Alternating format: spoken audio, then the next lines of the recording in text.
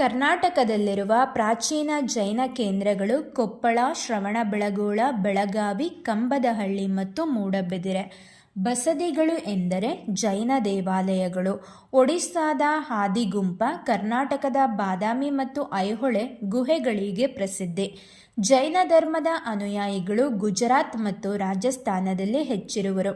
ರಾಜಸ್ಥಾನದ ಮೌಂಟ್ ಅಬು ಹಾಗೂ ಬಿಹಾರದ ಪಾವಪುರಿಯಲ್ಲಿ ಶ್ವೇತಾಂಬರ ದೇವಾಲಯಗಳಿವೆ. ಮಹಾವೀರನು ತನ್ನ 43ನೇ ವಯಸ್ಸಿನಲ್ಲಿ ಕೈವಲ್ಯ ಜ್ಞಾನ ಅಂದರೆ ಜ್ಞಾನ ಪರಾಕಾಷ್ಠೆ ಹೊಂದಿದ ಸ್ಥಳ ರುಜುಪಾಲಿಕಾ ನದಿ ದಡ ಜೃಂಬಿಕಾ ಗ್ರಾಮದಲ್ಲಿ. ಮಹಾವೀರನು ನಿರ್ವಾಣ ಹೊಂದಿದ ವರ್ಷ ಕ್ರಿಸ್ತಪೂರ್ವ 527. ತನ್ನ 72ನೇ ವಯಸ್ಸಿನಲ್ಲಿ ಪಾವಪುರಿಯಲ್ಲಿ ನಿರ್ವಾಣ ಹೊಂದಿದರು.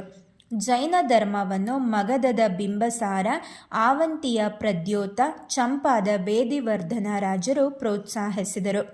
ಜೈನ ಧರ್ಮದ 5 ಮಹಾತತ್ವಗಳು ಅಹಿಂಸಾ, ಸತ್ಯ, ಆಸ್ತೇಯ, ಅಪರಿಗ್ರಹ ಮತ್ತು ಬ್ರಹ್ಮಚರ್ಯ.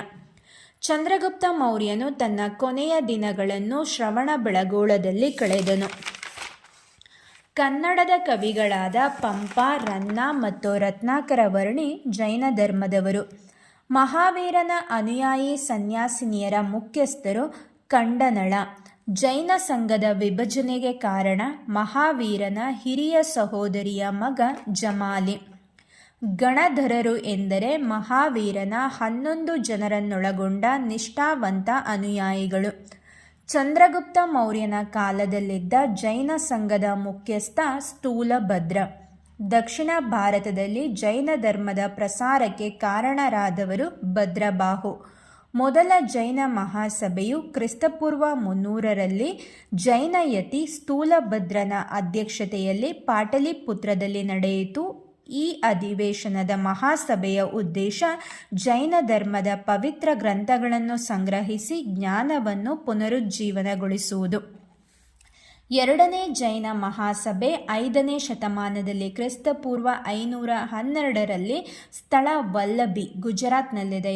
ಇದರ ಉದ್ದೇಶ ಜೈನ ಧರ್ಮದ ಪವಿತ್ರ ಗ್ರಂಥಗಳನ್ನು ಸಂಗ್ರಹಿಸಿ ಅವುಗಳನ್ನು ಕ್ರಮಬದ್ಧವಾಗಿ ಬರೆಯಲಾಯಿತು. ಜೈನ ಧರ್ಮದ ಪುರಾತನ ಸಿದ್ಧಾಂತಗಳ ಕುರಿತು ಕೃತಿ ರಚಿಸಿದವರು ಅಕಳಂಕ.